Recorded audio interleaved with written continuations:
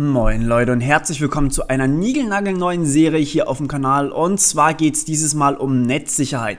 Das heißt, wie kann ich Daten im Internet sicher übertragen, wie kann ich mich vor DOS-Angriffen schützen und so weiter und so fort, und wie funktionieren manche DOS-Angriffe zum Beispiel auch. Solche Dinge wollen wir uns genauer angucken, und diese Serie hier, wie der Name eigentlich auch schon sagt, ist ein Mix aus Netzwerktechnik und Sicherheit, deswegen Netzsicherheit. Wer hätte es gedacht? Ich hätte es auch Netzwerksicherheit nennen können, aber das war mir zu lang zum Schreiben. Deswegen heißt es jetzt Netzsicherheit. Und ja, was wir hier machen wollen, ist, wir wollen auf diesen beiden Serien aufbauen und die wirklich miteinander verbinden. Das heißt für euch erstmal, ihr solltet zumindest grob Ahnung haben von sowohl Sicherheit als auch von Netzwerktechnik. Ihr braucht nicht irgendwie detailliertes Wissen über irgendwelche Pentesting-Techniken oder sowas, aber die Grundlagen von der Sicherheit solltet ihr kennen. Das sind die ersten 17 Videos oder sowas, glaube ich. Von der Sicherheitsplaylist ist natürlich verlinkt hier in den Infokarten. Und die zweite Serie, die für euch natürlich auch wichtig ist, ist die Netzwerktechnik. Und ja, da würde ich euch dann dementsprechend, falls ihr irgendwas nicht versteht, schaut doch da in den beiden Serien einfach mal nach, ob es das nicht vielleicht schon irgendwo mal erklärt gibt. Ich versuche natürlich weiterhin alles so zu lassen, dass man es auch ohne Vorwissen möglichst verstehen kann, aber dann wird es definitiv nicht so einfach werden für euch. So, was wir als erstes mal machen wollen, ist, wir wollen uns ganz kurz angucken, was die wichtigsten Themen sind, die ihr schon kennen solltet. Das ist sozusagen die Einleitungsserie, damit ich nochmal kurz euer Gedächtnis auffrischen kann. Und ja, als allererstes, das Wichtigste ist wahrscheinlich, wie wir hier uns sicher unterhalten können. Das haben wir in der Sicherheitsserie schon mal gesagt. Sagen wir mal, ein A möchte sich mit einem B unterhalten. Und ja, ihr seht, ich mache das Ganze wieder hier in Draw, damit ich auch live irgendwelche Sachen machen kann. Also quasi während dem Aufnehmen nicht wirklich live. Aber das stört euch hoffentlich nicht allzu sehr. So, und die wollen sich jetzt unterhalten. Also A möchte B etwas schicken. Dann passiert jetzt als allererstes mal Folgendes. Die müssen natürlich verschlüsseln. Erstes Stichwort, wenn ihr euch für die Details der Verschlüsselung interessiert, dann könnt ihr euch auch meine Kryptographie-Playlist geben, aber die ist nicht unbedingt Voraussetzung. Das Einzige, was ihr da dann lernt, sind wirklich, wie diese Verfahren im allertiefsten Detail funktionieren. Ja, das ist jetzt irgendwie auch gerade so ein Guide, was ihr alles vorher vielleicht euch mal angucken könntet, bevor ihr an diese Serie hier geht. Okay. Also, was brauchen wir dafür? Naja, wir haben zwei Möglichkeiten. Wir können symmetrisch oder asymmetrisch verschlüsseln. Beim symmetrischen Verschlüsseln haben A und B genau denselben Schlüssel, sprich Passwort ist zum Beispiel Passwort. Und ja, wenn dann A B was schicken möchte, verschlüsselt er mit einem Algorithmus, nennt sich AES normalerweise, und hat auch im Normalfall momentan zumindest 256 Bit Schlüssellänge und schickt das ganze Ding an B. Und B kann dann natürlich entschlüsseln, der hat nämlich genau denselben Schlüssel. Und wenn niemand diesen selben Schlüssel hat, dann kann er da auch nichts machen. So, was man aber durchaus noch machen kann, ist das Chiffrat verändern. Denn wir gehen in einem im Internet sozusagen von dem sogenannten Dolev-Yao-Angreifer aus. Ich schreibe den gerade mal kurz hier hin, weil der spricht sich ein bisschen seltsam aus. Dolev-Yao-Angreifer.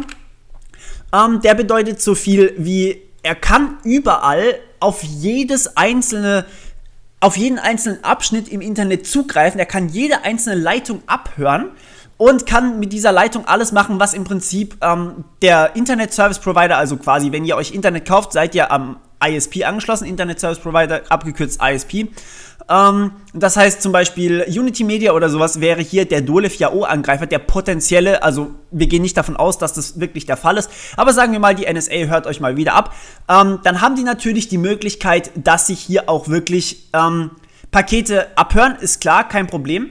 Dann können sie aber auch solche Sachen machen, wie sie können Pakete abfangen. Das heißt, das Paket geht erst zu unserem Angreifer und danach wieder zu B. Und diese direkte Kommunikation besteht überhaupt nicht mehr. Das ist natürlich, wenn ihr ein Internet-Service-Provider denkt, euer Paket muss natürlich erstmal zu Unity Media oder wo auch immer ihr gerade seid, 1&1, Telekom, wie auch immer.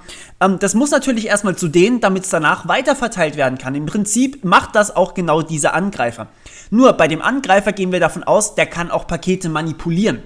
Das heißt, sagen wir mal, ihr schickt im Klartext über das Internet das Paket: Hi Bob, ich bin am Rathaus. Vielleicht wollen die sich ja irgendwie treffen. So, und dann kann jetzt der wunderbare Dolev Yao-Angreifer hier hergehen und sagen, hey, ich ersetze einfach diesen Teil, weil er sieht natürlich 1:1 genau dieses Paket. Der kann einfach das Ganze ersetzen und kann schreiben, ich bin an der Kirche. So, das wäre ein neues Paket.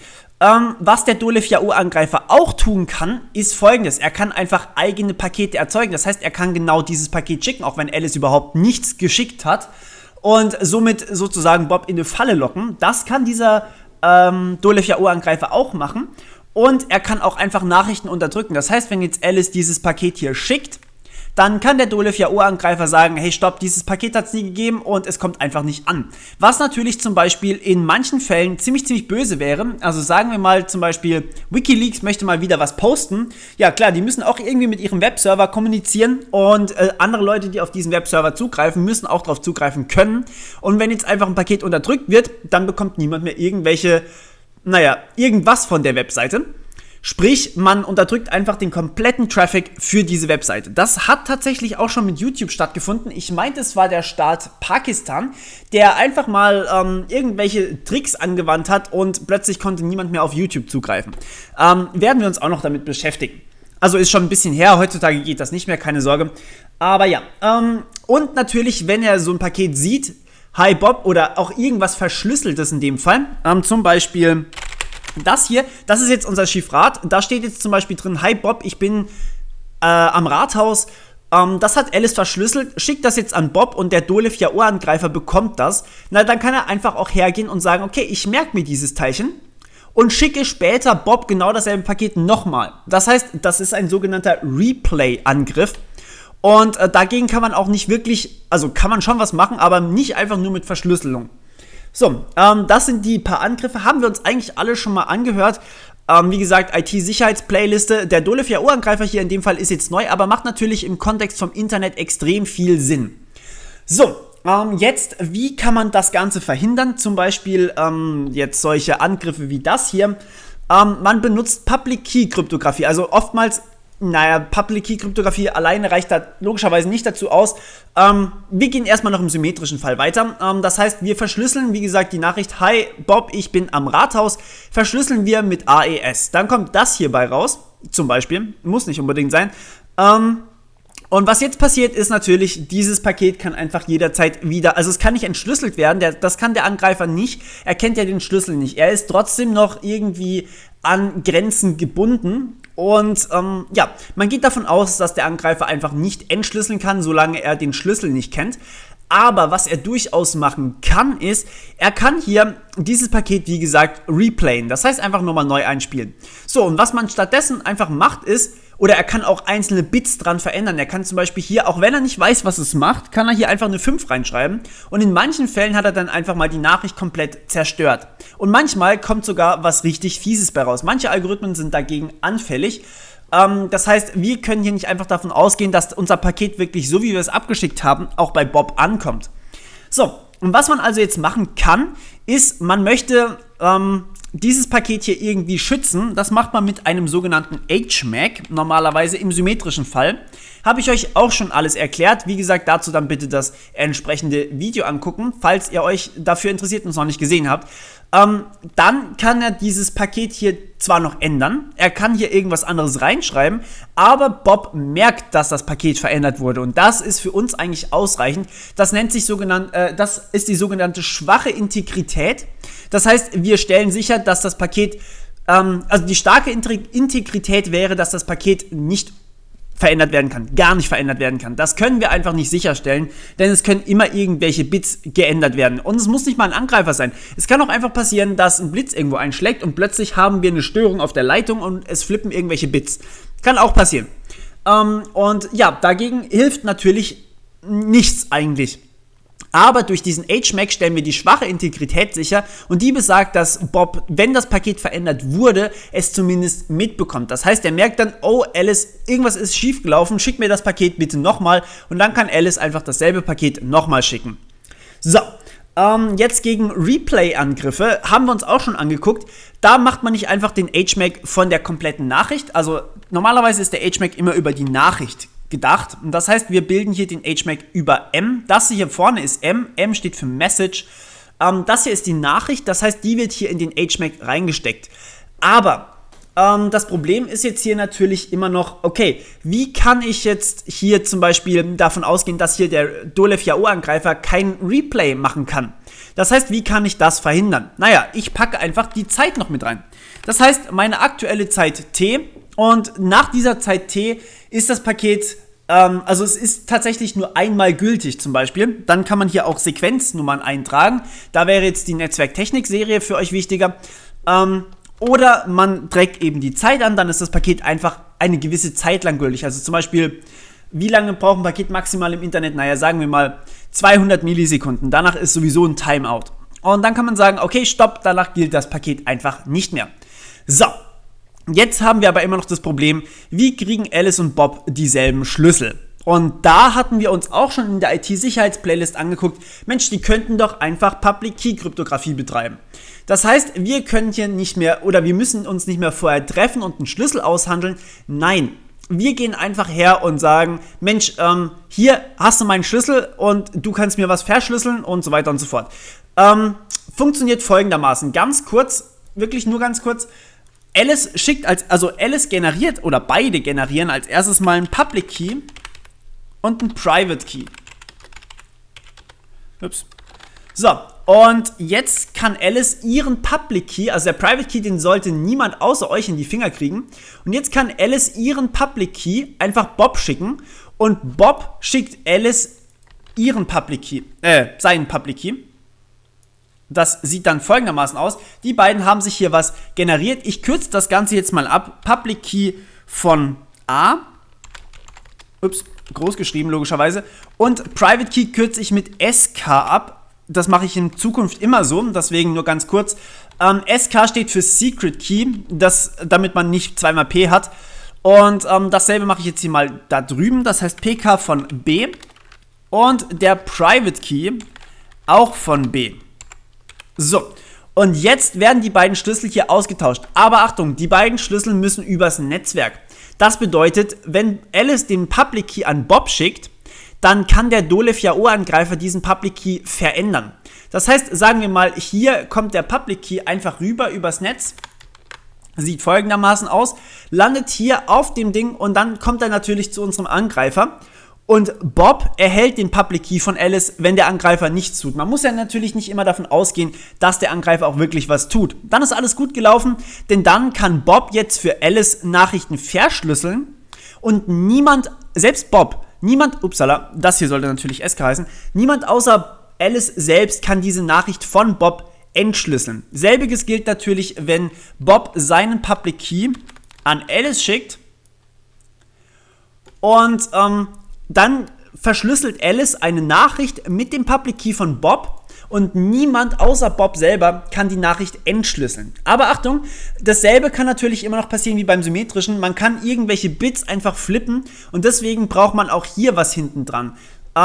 Wir werden uns gleich noch mit dem Angreifer ein bisschen mehr auseinandersetzen. Sagen wir mal, wir verschlüsseln jetzt irgendwas mit unserem Public Key von Bob. Also zum Beispiel wieder mal, hallo Bob, ich bin am Rathaus. Kommt wieder irgendwas anderes bei raus. Und was jetzt passiert ist, das Ding wird geschickt an den Angreifer und der kann hier einfach munter irgendwelche Bits ändern. So, und diese Nachricht kommt an Bob und Bob merkt überhaupt nichts, dass diese Nachricht geändert ist. Manchmal resultiert das Ganze in einem Angriff, das heißt, hier kann wirklich was anderes Gültiges stehen, zum Beispiel, hallo Bob, ich bin an der Kirche und der Angreifer hat ein Ziel erreicht. Aber manchmal kommt ja einfach nur Nonsens bei raus. Klar, wenn man verschlüsselt, sieht man das nicht unbedingt. Entschlüsseln kann der Angreifer hier auch wieder nicht. Aber man braucht natürlich auch hier sowas wie ein HMAC, nur eben für asymmetrische Kryptographie. Das heißt, irgendwas mit einem Public Key oder mit einem Private Key muss da noch mit rein. Und das sind die sogenannten digitalen Signaturen, mit denen man sozusagen genau dasselbe macht wie mit einem HMAC. Da hat man dann auch einen Public Key und einen Secret Key von Alice und von Bob und man signiert, also es ist sozusagen eine Unterschrift. Alice unterschreibt jetzt hier hinten dran, ich schreibe es jetzt einfach mal als gezeichnet Alice hin. Alice unterschreibt hier hinten dran mit ihrem Private Key, also mit dem Secret Key von Alice hier, wird einfach hinten dran unterschrieben. wobei das normalerweise zwei verschiedene sind. Das heißt, wir haben einen Public Key und einen Secret Key zum Verschlüsseln und einen Public Key und einen Secret Key zum Unterschreiben. Das heißt, wir haben hier im Endeffekt 4 Schlüssel pro Person. Nicht nur 2, sondern 4. Ja, und das wird jetzt langsam ein bisschen unübersichtlich, gebe ich zu. Aber was jetzt hierbei passiert, ist Folgendes. Ich schiebe das auch einfach mal hier ein bisschen höher. Was jetzt hier passiert ist, Alice unterschreibt das Ganze und das macht sie mit ihrem Secret Key, das heißt mit ihrem geheimen privaten Schlüssel. Und das heißt, niemand außer Alice kann so eine Unterschrift erstellen. Klar, so muss das natürlich auch. Wenn das Ding jetzt aber hier rüberkommt und hier werden irgendwelche Bits verändert, also zum Beispiel hier 6 oder 65, und diese Unterschrift hier kann logischerweise von dem Dolev Yahoo-Angreifer nicht gefälscht werden, weil er kann ja keine Kryptographie brechen. Also kommt dieses ganze Ding hier zurück an unser B und B macht erstmal eine Überprüfung der Unterschrift hier und die macht er mit dem Public Key, das heißt mit dem anderen Public Key, mit diesem Public Key hier drüben für die Unterschrift eben, überprüft er, ob diese Signatur auch wirklich gültig ist. So, und jetzt geht es folgendermaßen weiter. Wenn diese Signatur gültig ist, kann er hier einfach entschlüsseln. Das heißt, mit seinem Secret Key kann er hier das Ganze entschlüsseln und hat dann die Nachricht wieder. Und das bedeutet, der Dolev Yahoo-Angreifer ist auch komplett jetzt machtlos. So, jetzt haben wir aber noch ein großes Problem. Und auch das haben wir schon in der IT-Sicherheits-Playlist gemacht. Wie gesagt, das hier ist jetzt wirklich nur ein ganz kurzer Crashkurs, was wir alles wissen müssen für eben genau das, was jetzt danach kommt, weil das brauchen wir wirklich alles dafür. Deswegen sage ich euch das nochmal ganz kurz und es ist das Einleitungsvideo, deswegen ja. Okay, also was jetzt hier passiert, ist wieder Folgendes. Wir können davon ausgehen, dass der Angreifer alles machen kann, was er möchte. So, jetzt sagen wir einfach mal, der Angreifer, wir brauchen jetzt gerade keine Unterschriften hier, und A ist jetzt in dem Fall nicht der Angreifer, sondern E ist der Angreifer, E für Eve oder Eavesdropper. In unserem Fall ist es ein richtiger Angreifer. So, und was dieser Angreifer jetzt machen kann, ist Folgendes. Wenn dieser Public Key übers Netzwerk übertragen ist, also wir gehen davon aus, am Anfang hat B diesen Public Key auf keinen Fall. So, und jetzt, also zum Beispiel, wenn ich einen Server zum ersten Mal anwähle, dann weiß ich natürlich nicht, was der für einen Public Key hat, sonst müsste ich ja unendlich viele Public Keys bei mir speichern und die Dinger sind zwar klein, aber wenn ich 1 Milliarde davon speichern muss und es gibt garantiert so viele Webseiten, dann wird es anstrengend. Also, jetzt geht dieser Public Key hier hoch. Und was macht unser böser Dolev Yahoo-Angreifer hier oben? Naja, der sagt ganz einfach, hey, ich schicke einfach meinen Public Key weiter. Bam. Und jetzt denkt B, wenn er mit dem Public Key von E verschlüsselt, dann verschlüsselt er für Alice. Denn er hat ja keine Ahnung, dass diese Nachricht hier ausgetauscht wurde. Was will er machen? Er kann es ja nicht überprüfen. Signatur kann er auch keine überprüfen, denn dazu braucht er auch einen Public Key, der bei ihm angekommen ist. Und das ist ein bisschen ungünstig. Das sollte natürlich so nicht sein, denn wenn er jetzt eine Nachricht verschlüsselt, dann ist die so verschlüsselt, dass nur unser Angreifer sie entschlüsseln kann und sonst niemand. Und der Angreifer entschlüsselt die Nachricht dann einfach und verschlüsselt wieder mit dem Public Key von Alice, schickt diese neu verschlüsselte Nachricht an unser A und A denkt, oh ja, Bob hat mir eine Nachricht geschickt. Ich entschlüssel die mal und alles läuft wunderbar. Ja. Aber der Angreifer weiß natürlich alles, das heißt, sie hätten es verschlüsseln auch gleich sein lassen können. Ist nicht ganz so geil, sollte man möglichst vermeiden. Und genau zu diesem Zweck gibt es Zertifikate. So, das ist das letzte Thema, was ich heute noch ansprechen möchte. Nächstes Mal geht es dann noch ein bisschen mit neuem Stoff weiter und ich werde dann einfach versuchen, so wenig wie möglich zu wiederholen. Aber wie gesagt, das hier möchte ich jetzt noch ganz kurz wiederholen, weil darauf bauen wir direkt auf dem nächsten Video auf. Und zwar Zertifikate. Zertifikate sind sozusagen jede Website hat eigentlich ein Zertifikat, wenn sie HTTPS, also verschlüsselte Kommunikation anbietet. HTTP wiederum ist nicht verschlüsselt. Und ihr könnt euch auch diese ganzen Zertifikate komplett anzeigen lassen. Ich möchte euch gerade mal kurz das von YouTube zeigen. Das sieht so aus. Also so sieht es aus, wenn man sich das Ganze anzeigen lässt. So, wir haben hier einmal das Zertifikat für Sternchen.google.com. Warum auch immer Google hier drin steht? Naja, klar, weil natürlich alles von YouTube auch zu Google gehört. Und das Zertifikat ist gültig für Sternchen.google.com, sprich auch mail.google.com, www.google.com und so weiter und so fort. So, das Zertifikat selber ist hier aufgeteilt, kann man sich die einzelnen Felder angucken, Version 3, Seriennummer, die werden wir auch noch, die haben wir auch schon in der IT-Sicherheits-Playlist behandelt, die ist dazu da, um nachzulesen, es gibt sogenannte Widerrufsstellen für Zertifikate, die sind online gespeichert und diese Widerrufsstellen, dort wird dann einfach die Seriennummer eingetragen sozusagen. Das heißt, wenn jetzt YouTube sagt, hey, wir wurden angegriffen, unser Private Key, also unser Secret Key wurde entwendet und irgendjemand anders hat den geklaut, dann können die einfach sagen, ich möchte gerne meine Seriennummer hier eintragen in der Widerrufsliste und dann ist das Zertifikat einfach ungültig und man kann sich ein neues ausstellen. So, Algorithmus für Zertifikatssignatur, das wäre dann SHA-256 mit RSA-Verschlüsselung. Wer genaueres dazu wissen möchte, der möge sich bitte meine Playlist dazu angucken. Thema, also Kryptographie, Thema digitale Signaturen. Denn Zertifikate sind sozusagen digitale Signaturen, aber sie funktionieren ein bisschen anders. Dann Aussteller ist hier erstmal, es ist sozusagen für Google ausgestellt, aber auch von der Google Internet Authority. Das ist jetzt ein bisschen verwirrend, hat nichts miteinander zu tun. Also *.google.com ist nicht derjenige, der Zertifikate ausstellt, sondern Google hat gleichzeitig auch noch einen Zertifikatausstellungsdienst. Werden wir gleich noch drauf eingehen, was das ist. Gültigkeit nicht vor und nicht nach. Das Zertifikat ist also gültig bis zum 7.11.17 und gültig ab dem 15.08. Also ihr seht, die muss man relativ häufig wieder neu beantragen, damit sie natürlich auch immer wieder frisch sind.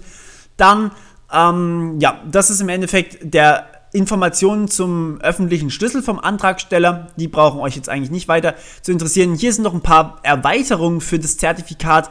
Eben zum Beispiel auch diese Certificate Revocation List, Verteilungspunkte. Hier findet ihr öffentlich die Certificate Revocation List, das heißt, wo die Zertifikate widerrufen wurden und ob da eben eine Seriennummer drin steht. Die wird auch von der Google Internet Authority dann verwaltet. Es gibt mehrere CAs, also Certificate Authorities, beziehungsweise in dem Fall ist es die Google Internet Authority.